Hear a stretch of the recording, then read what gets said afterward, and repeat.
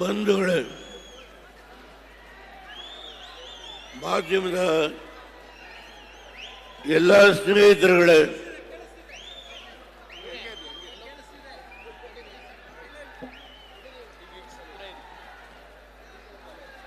ಈ ದಿನ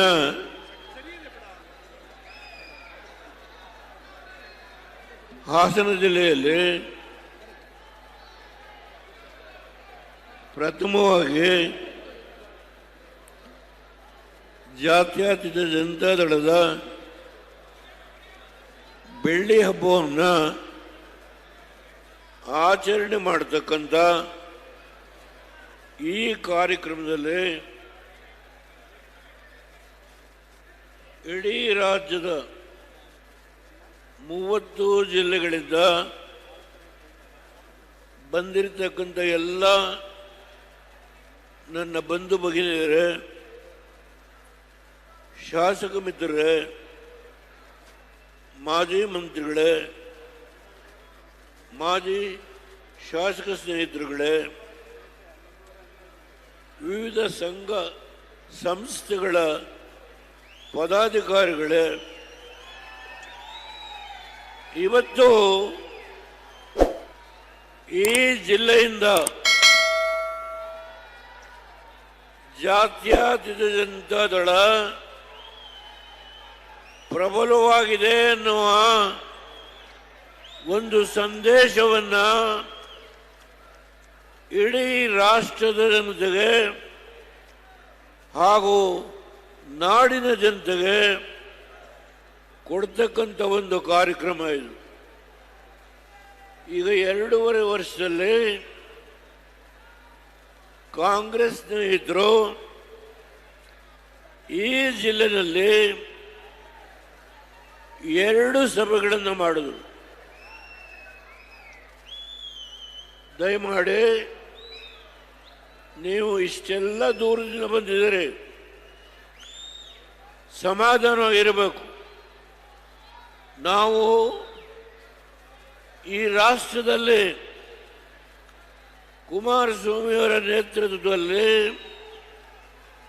ಜಾತ್ಯತೀತ ಜನತಾದಳ ಪ್ರಬಲವಾಗಿದೆ ಎನ್ನುವುದನ್ನು, ಈ ಸಂದೇಶವನ್ನು ಇಡೀ ರಾಷ್ಟ್ರಕ್ಕೆ ಅಷ್ಟೇ ಅಲ್ಲ, ರಾಜ್ಯದ ನಮ್ಮ ಎದುರಾಳಿಗಳ್ಯಾರಿದ್ದಾರೆ, ಯಾರು ಈ ಜಿಲ್ಲೆಯಲ್ಲಿ 2 ಸಭೆಯನ್ನು ಮಾಡಿ ರೇವಣ್ಣವರ ನಾಯಕತ್ವವನ್ನು ಸಂಪೂರ್ಣವಾಗಿ ನಾಶ ಮಾಡ್ತೀವಿ ಅಂತೇಳಿ ಪ್ರಯತ್ನ ಮಾಡಿದ್ರು, ಆ ಮಹನೀಯರುಗಳಿಗೆ ಇವತ್ತು ಇಡೀ ರಾಜ್ಯದ ಮೂಲೆ ಮೂಲೆಯಿಂದ ಬಂದಿರತಕ್ಕಂಥ ಎಲ್ಲ ನನ್ನ ಯುವಕ ಮಿತ್ರರು, ತಾಯಂದಿರು, ನನ್ನ ಅಣ್ಣ ತಮ್ಮಂದಿರು, ಹಿರಿಯ ಮುಖಂಡಗಳು ವೇದಿಕೆಯಲ್ಲಿ ಕೂತಿದ್ದಾರೆ.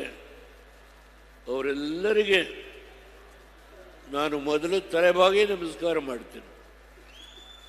ಕೂತು ಮಾತನಾಡ್ತೇನೆ.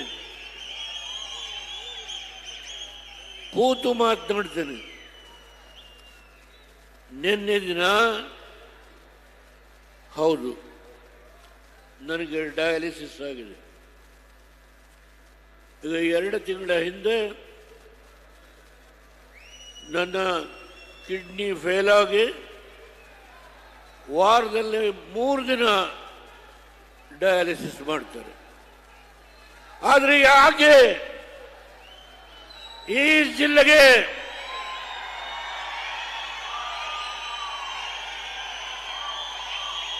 ಯಾವ ದೇವೇಗೌಡರನ್ನ 1962ರಿಂದ ಬೆಳೆಸಿ ಈ ರಾಷ್ಟ್ರದ ಒಬ್ಬ ಹಳ್ಳಿಯ ರೈತನ ಮಗ ಪ್ರಧಾನಮಂತ್ರಿ ಆಗಿ ಯಾವುದೇ ಒಂದು ಸಣ್ಣ ಲೋಪ ಇಲ್ಲದೆ ದೇಶವನ್ನ ಆಡಳಿತವನ್ನು ನಡೆಸಿ ಇಡೀ ಹಿಂದೂಸ್ತಾನದಲ್ಲಿ ಯಾವುದೇ ರಾಜ್ಯಕ್ಕೆ ಅನ್ಯಾಯ ಆಗಲಿಕ್ಕೆ ಬಿಡಲಿಲ್ಲ. ನಮ್ಮ ದೇಶ ವಿವಿಧ ಮತಗಳು, ವಿವಿಧ ಸಂಪ್ರದಾಯ, ವಿವಿಧ ಜಾತಿಗಳು ಇರತಕ್ಕಂಥ ಈ ದೇಶ ಇದು. ಸುಮಾರು 150 ಕೋಟಿ ಜನಸಂಖ್ಯೆ ಇರತಕ್ಕಂಥ ಈ ರಾಷ್ಟ್ರದಲ್ಲಿ, ಹೌದು, ರಾಹುಲ್ ಗಾಂಧಿ ಹಾಸನಕ್ಕೆ ಬಂದರು. 10 ವರ್ಷದ ಹಿಂದೆ Deve Gowda is the beat among BJP. ನನ್ನ ಸ್ನೇಹಿತ ಅವತ್ತು ಆ ಚುನಾವಣೆಯಲ್ಲಿ ಸೋತ. ಇವತ್ತು ಅವ್ರ ಮಗ ಇಲ್ಲಿ ಎಲ್ಲಿ ನಮ್ಮ ಹಾಸನದಿಂದ ಸ್ವರೂಪ್. ಯಾವ ಈ ಕ್ಷೇತ್ರ ಬಿಜೆಪಿಯ Deve Gowda is the beat him ಅಂತ ಹೇಳಿದ್ರು, ಇವತ್ತು ಅದೇ ದೇವೇಗೌಡ ಬಿಜೆಪಿಯ ಜೊತೆ ಸಂಪರ್ಕ ಮಾಡಿ ಎನ್ಡಿಎನಲ್ಲಿ ಇವತ್ತು ನಾವು ಪಾಲ್ದಾರರಾಗಿದ್ದೇವೆ. ಪಕ್ಕದಲ್ಲಿ ಕೂತಿರುವ ಕುಮಾರಸ್ವಾಮಿ ಕೇಂದ್ರದ ಬೃಹತ್ ಕೈಗಾರಿಕೆ, ಉಕ್ಕು ಕೈಗಾರಿಕೆ ಮಂತ್ರಿಗಳಾಗಿದ್ದಾರೆ. ಇವತ್ತು ಈ ಜಿಲ್ಲೆಗೆ ಯಾವ ರೇವಣ್ಣವರು ಹಗಲು ರಾತ್ರಿ ದುಡಿದು ಈ ಜಿಲ್ಲೆಯ ಪ್ರಗತಿಗೆ ಹೋರಾಟ ಮಾಡಿದ್ದು, ಅವ್ರನ್ನ ತುಳಿಲೇಬೇಕು. ಸ್ವಲ್ಪ ಸಮಾಧಾನ, ಅವನ್ನ ತುಳಿಲೇಬೇಕು. ನನ್ನ ಮನೆಯಲ್ಲಿ ನಾನು 2ನೇ ಮಗಳು ಶೈಲಜಾ ಅವರ ಮನೆಯಲ್ಲಿ ಇರ್ತೇನೆ. ಆ ಮನೆಯಲ್ಲಿ ರೇವಣ್ಣ ಕೂತಿದ್ದಾನೆ.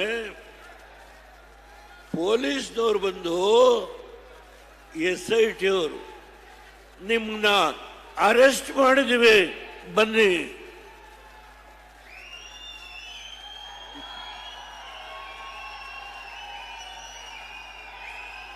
ನಿಮ್ಮನ್ನ ಅರೆಸ್ಟ್ ಮಾಡಿದ್ದೀವಿ ಬನ್ನಿ. ಈ ಮಾತನ್ನು ಹೇಳಿದವರು SITಯ ಅಧಿಕಾರಿಗಳು. ಇವತ್ತು SITಯ ಅಧಿಕಾರಿಗಳಿಗೆ ಉಡುಗೊರೆಯನ್ನ ಕೊಟ್ಟಿದ್ದಾರೆ.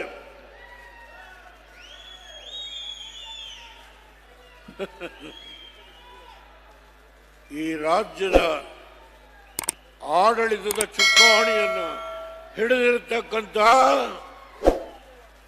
ನಮ್ಮ ಎದುರಾಳಿಗಳು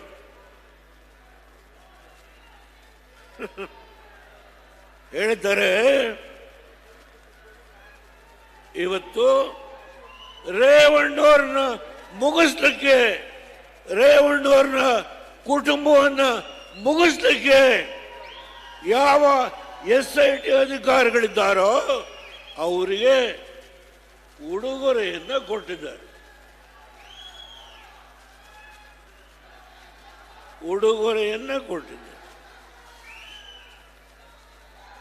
ಯಾವ ದೇವೇಗೌಡ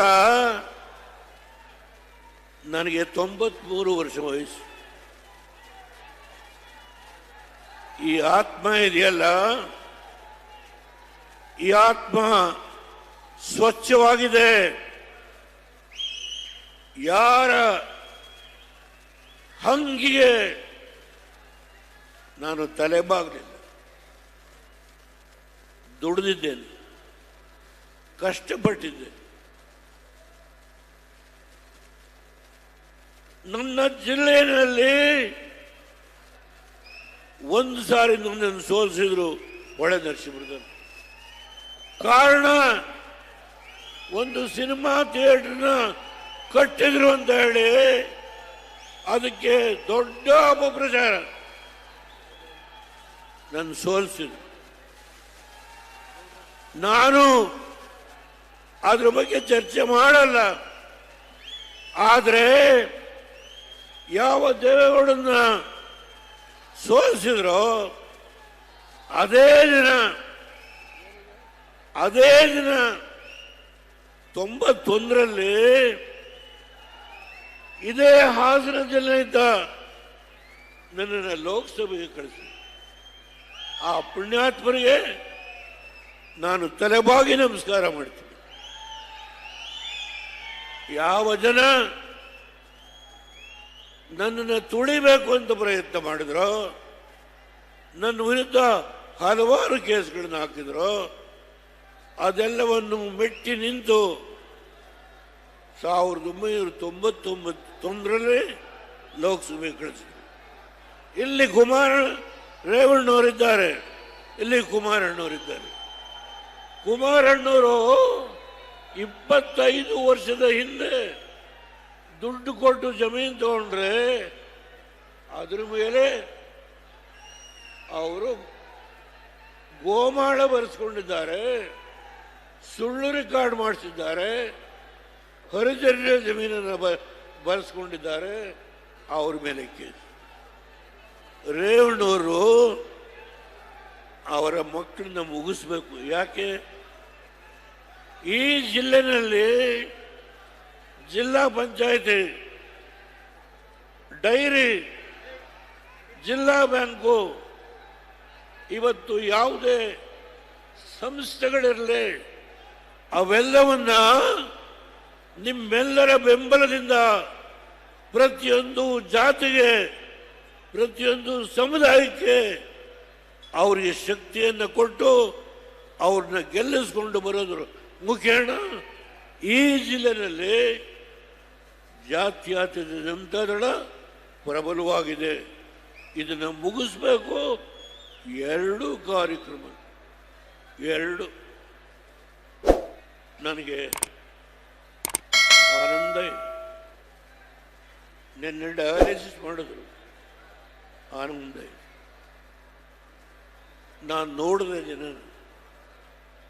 ನನ್ನ ಕಣ್ಣು ಕುಕ್ಕುವ ರೀತಿಯಲ್ಲಿ ಈ ಸಭೆಗೆ ರಾಜ್ಯದ ಮೂಲೆ ಮೂಲೆಯಿಂದ ನೀವೆಲ್ಲ ಬಂದಿದ್ದೀರಿ. ಇವತ್ತು ಒಂದು ಮೆಸೇಜನ್ನು ಕೊಟ್ಟಿದ್ದೀರಿ. ಆ ಮೆಸೇಜ್ ಏನು? ಯಾರು ಆಡಳಿತ ನಡೆಸ್ತಾ ಇದ್ದಾರೋ ಅವರಿಗೆ ನಿಮ್ಮ ಆಟ ನಡೆಯೋದಿಲ್ಲ. ನಾವು ಇದ್ದೇವೆ, ಕುಮಾರಸ್ವಾಮಿ ಅವರಿಂದ, ರೇವಣ್ಣವರಿಂದ ನಾವು ಇದ್ದೇವೆ, ಬದುಕಿದ್ದೇವೆ. ನಾವು ನಿಮ್ಮನ್ನ ಇವತ್ತು ಚೆಲ್ಲಾಟ ರೇವಣ್ಣವ್ರನ್ನ ನನ್ನ ಜೊತೆ ಕೂತಿದ್ದಾರೆ, ಬನ್ನಿ. ಅವರಿಗೆ ಇವತ್ತು ಉಡುಗೊರೆ ಕಾಲ ಬರುತ್ತೆ, ಕಾಲ ಬರುತ್ತೆ. ಈ ಮಾತನ್ನ ಹೇಳುವಾಗ ನನಗೆ ದೈವದಲ್ಲಿ ನಂಬಿಕೆ ಇದೆ. ಕಾಲ ಬರುತ್ತೆ, ಕಾಯಿರಿ, ಸ್ವಲ್ಪ ಕಾಯಿ. ಹಾಸನ ಜಿಲ್ಲೆಗೆ ಕುಮಾರಸ್ವಾಮಿ ಏನೇನು ಮಾಡಿದ್ರು, ಅದನ್ನು ಯಾವ ರೀತಿ ಕೆಲವು ಅಭಿವೃದ್ಧಿ ಕಾರ್ಯಕ್ರಮಗಳಿಗೆ ಕಂಟಕ ಆಯಿತು, ಅದೆಲ್ಲರ ವಿವರಣೆಯನ್ನು ನಾನು ಹೇಳಲಿಕ್ಕೆ ಹೋಗಲ್ಲ. ಏರ್ಪೋರ್ಟ್ ಅದರ ಸ್ಥಿತಿ ಏನಾಗಿದೆ ಚರ್ಚೆ ಬೇಡ. IIT 1080 ಕುಮಾರಸ್ವಾಮಿಯವರು ಅವರ ಕಾಲದಲ್ಲಿ ನೋಟಿಫೈ ಮಾಡಿಸಿದ್ರು. ಈಗ ಜಾಗವನ್ನು ಯಾರ್ಯಾರು ಹೊಡ್ಕೋಬೇಕು ಅಂತ ಹೇಳಿ ನಡೆಸ್ತಾ ಇದ್ದಾರೆ, ಎಲ್ಲ ಗೊತ್ತಿದೆ. ಆದರೆ ಒಂದು ಮಾತನ್ನು ಹೇಳ್ತೇನೆ, ಏರ್ಪೋರ್ಟ್ ಜಾಗ ಗೊತ್ತಿದೆ ನಮಗೆ. ಆದರೆ ಒಂದು, ಯಾವ ನರೇಂದ್ರ ಮೋದಿಯವರ ಬಗ್ಗೆ ಅವತ್ತು ಬಿ ಟೀಮ್ ಅಂತ ಹೇಳಿದ್ರು ದೇವೇಗೌಡರನ್ನ, ಅದೇ ದೇವೇಗೌಡ ಯಾವ ಬಿ ಟೀಮ್ ಅಂತ ಹೇಳಿದಂಥ ಭಾರತೀಯ ಜನತಾ ಪಾರ್ಟಿ ಜೊತೆಗೆ NDAನಲ್ಲಿ ಪಾಲ್ದಾರರಾಗಿ ನಾವು ಅಧಿಕಾರವನ್ನು ನಡೆಸ್ಕೊಳ್ತಾ ಇದ್ದೇವೆ. ಈ ಜಿಲ್ಲೆಗೆ ಇನ್ನೂ ಆಗಬೇಕಾದ ಕೆಲಸ ಬಹಳ ಇದೆ. ನನಗೆ ಸಮಾಧಾನ ಇಲ್ಲ. ನಾನು ಇನ್ನು ಎಷ್ಟು ವರ್ಷ ಬದುಕಿರ್ತೇನೋ ಅಷ್ಟು ದಿನದೊಳಗೆ ನನ್ನ ಮನಸ್ಸಿನಲ್ಲಿ ಈ ಜಿಲ್ಲೆಯ ಪ್ರತಿಯೊಂದು ಕುಟುಂಬಕ್ಕೆ ಆರ್ಥಿಕವಾದ ಶಕ್ತಿಯನ್ನು ತುಂಬಲೇಬೇಕು, ಈ ಒಂದು ಪ್ರತಿಜ್ಞೆ ಮಾಡಿದ್ದೆ. ಯಾವ ಮೆಗಾ ಡೈರಿ ಆಗ್ತಾ ಇದೆಯೋ 900 ಕೋಟಿ ರೂಪಾಯಿದು ಮೆಗಾ ಡೈರಿ, ನರೇಂದ್ರ ಮೋದಿ ಅವರು ಬರಬೇಕು. ಇದಕ್ಕಿಂತ ಇನ್ನೂ ಒಂದು ಪಟ್ಟು ಹೆಚ್ಚು ಸಭೆ ಸೇರಬೇಕು. ಅವತ್ತು ಅವ್ರ ಕೈಲೇ ಇನಾಗ್ರೇಟ್ ಮಾಡಿಸ್ತಾರೆ. ಯಾವ ನರೇಂದ್ರ ಮೋದಿಯವರು ಅವ್ರದ್ದು ರಾಹುಲ್ ಗಾಂಧಿ ಹೇಳ್ತಾರೆ, Narendra Modi finance is dead. ಏನಪ್ಪ ಹೇಳೋದು? ನರೇಂದ್ರ ಮೋದಿಯವರ ಆರ್ಥಿಕ ಸುಧಾರಣೆ ಸತ್ತು ಹೋಗಿದೆ. ಅಬ್ಬ, ಯಾರು? ರಾಹುಲ್ ಗಾಂಧಿ. ಒಂದು ಕಡೆ ಓಟ್ ಚೋರಿ ಹೇಳಿ ಹೇಳಿ ಹೇಳಿ ಬಿಹಾರದಲ್ಲಿ 6 ಸೀಟ್ ಬಂತು. ಆ ಓಟ್ ಚೋರಿ ಹೇಳಿ ಹೇಳಿ 6 ಸೀಟ್. 6 ಸೀಟ್ ಬಂದರೆ 6 ಸೀಟ್ ಇವತ್ತಾಗಲೇ ಅವರು NDA ಕೊಟ್ಟರು. 3 ರಾಜ್ಯದಲ್ಲಿ ಕಾಂಗ್ರೆಸ್, 3 ರಾಜ್ಯ. ಇಲ್ಲಿ ಹೇಗೆ ನಡೀತಾ ಇದೆ? ಪ್ರೈಸ್ ರೇವಣ್ಣವರು ಅರೆಸ್ಟ್ ಮಾಡಿದವ್ರಿಗೆ, ಅವ್ರ ಕುಟುಂಬದವರು ಅರೆಸ್ಟ್ ಮಾಡಿದವ್ರಿಗೆ ಪ್ರೈಸ್ ಹೇಳ. ಎಲ್ಲೆಲ್ಲಿ ಯಾವ್ಯಾವ ಜಿಲ್ಲೆಯಲ್ಲಿ ಏನು ನಡೆದಿದೆ ಹೇಳ. ಈ ವಾಯಿನ ಹೊಲಸು ಮಾಡ್ಕೊಳ್ಳೋದು. ಇಡೀ ರಾಜ್ಯದಲ್ಲಿ ಏನೇನು ನಡೆದಿದೆ ನಾನು ಹೇಳಬಲ್ಲೆ. ಆದರೆ ಒಂದು, ನಾನು ನಿಮಗೆ ಏನು ಕೊಡುವ ಶಕ್ತಿ ಇಲ್ಲ. ಹೌದು, ಇಲ್ಲಿ ನಮ್ಮ ಹೆಣ್ಣು ಮಗಳು ಭಾಷಣ ಮಾಡೋದು, ಇವರಿಗೆ ರಿಸರ್ವೇಶನ್ ಕೊಟ್ಟರೆ ಯಾರು? ಕೂತಿದ್ದೀನಿ.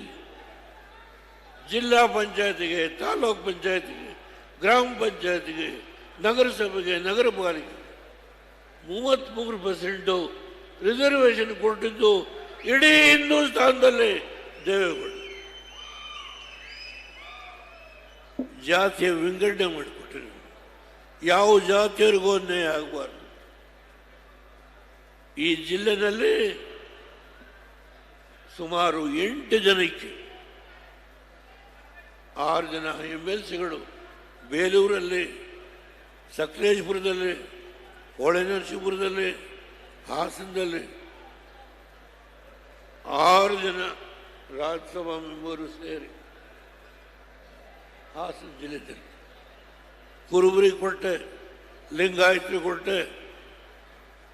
ಯಾವುದೇ ಸಮಾಜ ಬಿಟ್ಟೆ ಅಂತ ಇಲ್ಲ.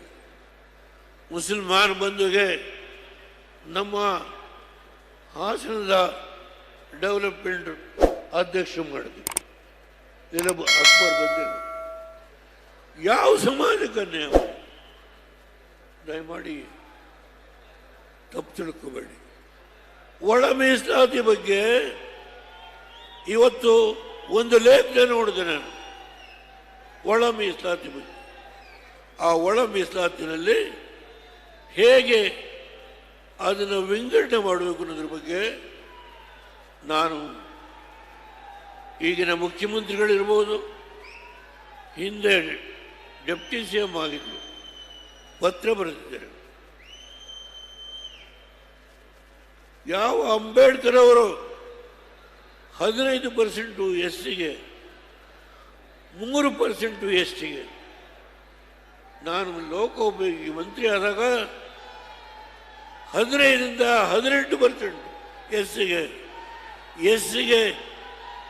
3ರಿಂದ 5%, 23% ರಿಸರ್ವೇಷನ್ ಕೊಡಬೇಕು ಅಂತ ಹೇಳಿ ತೀರ್ಮಾನ ಮಾಡಿದ್ದು ಹರಿಜನ ಗಿರಿಜನರಿಗೆ ದೇವೇಗೌಡ. ನಾಯಿಕ ಸಮಾಜದವ್ರಿಗೆ ರಿಸರ್ವೇಷನ್ ತಂದಿದ್ದು ದೇವೇಗೌಡ. ನಾನು ತುಂಬ ಮಾತನಾಡ್ಬೋದು, ದಯಮಾಡಿ ಇನ್ನಿಂದ ಭಾವನೆ ಮಾಡಿಬಿಡಿ. ನಾನು ಭಾಷಣವನ್ನು ಮುಗಿಸೋದಕ್ಕಿಂತ ಮುಂಚೆ ಈ ಜಿಲ್ಲೆಯಲ್ಲಿ 2 ಸಮಾವೇಶ ನಮ್ಮ ಎದುರಾಳಿಗಳು, ಈ ಯಾರು ಆಡಳಿತ ನಡೆಸ್ತಾ ಇದ್ದಾರೋ ಆ ಮಹಾನುಭಾವರು 2 ಜಿಲ್ಲೆ 2 ಸಭೆ ಮಾಡಿ ಇಲ್ಲಿ ಹಾಸನ ಜಿಲ್ಲೆಯಲ್ಲಿ JDSನ ಸಂಪೂರ್ಣವಾಗಿ ನಾಶ ಮಾಡ್ತೀವಿ ಅಂತ ಏನು ಬಂದರೋ ಅವರಿಗೆ ಉತ್ತರ ಕೊಟ್ಟಿದ್ದೀರಿ. ಇವತ್ತು ನೀವು ಉತ್ತರ ಕೊಟ್ಟಿದ್ದೀರಿ. ನಾನು ಕೊನೆಯದಾಗಿ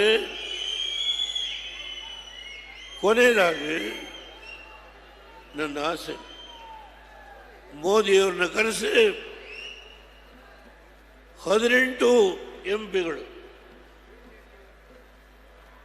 ಭಾರತೀಯ ಜನತಾ ಪಾರ್ಟಿ JDS 18 MP ಈ ವೇದಿಕೆ ಮೇಲೆ ಕೂರಿಸಿ, ಯಾವ IIT ನನ್ನ ಕುಮಾರಣ್ಣವ್ರ ಕಾಲದಲ್ಲಿ ಅವರ ಆಸೆಯಿಂದ ಮಾಡಿದ್ರು 2006 ಅಥವಾ 2007, ಅದನ್ನು ಕಾರ್ಯಗತ ಮಾಡುವ ಒಂದು ಸಂಕಲ್ಪ ಮಾಡಿದ್ದಾನೆ.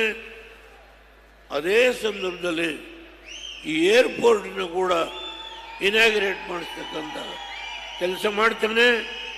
ಜೊತೆಗೆ ಕುಮಾರಣ್ಣವರು ಹಲವಾರು ಯೋಜನೆಗಳನ್ನು ಇಟ್ಕೊಂಡಿದ್ದಾರೆ. ಇಂಡಸ್ಟ್ರಿಯಲ್ ಕ್ಲಸ್ಟರ್ಸ್ ಅಂತ ಹೇಳಿ, ಭದ್ರಾವತಿ ಐರನ್ ಸ್ಟೀಲ್ ವರ್ಕ್ಸ್, ಹೀಗೆ ನಾನಾ ಯೋಜನೆಗಳನ್ನು ಇಟ್ಕೊಂಡಿದ್ದಾರೆ. HMT ಫ್ಯಾಕ್ಟ್ರಿ ಅವ್ರಿಗೆ ಮಾತನಾಡ್ತಾರೆ.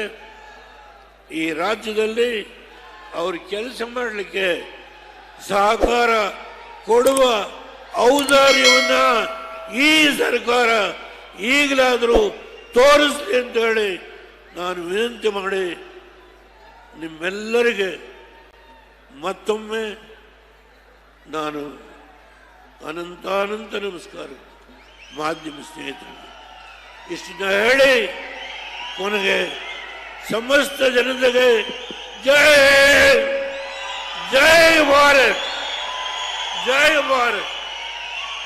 ಲೇಟೆಸ್ಟ್ ಹಾಗೂ ಇಂಟ್ರೆಸ್ಟಿಂಗ್ ಸುದ್ದಿಗಳಿಗಾಗಿ ಬಾಸ್ ಟಿವಿ ಕನ್ನಡ ಚಾನೆಲ್ನ ಸಬ್ಸ್ಕ್ರೈಬ್ ಮಾಡಿ. ಹಾಗೆಯೇ ಬೆಲ್ ಐಕಾನ್ ಪ್ರೆಸ್ ಮಾಡಿ. ಇದರ ಜೊತೆಗೆ ಫೇಸ್ಬುಕ್, ಇನ್ಸ್ಟಾಗ್ರಾಮ್, ಎಕ್ಸ್ ನಲ್ಲೂ ಮಿಸ್ ಮಾಡದೆ ಫಾಲೋ ಮಾಡಿ.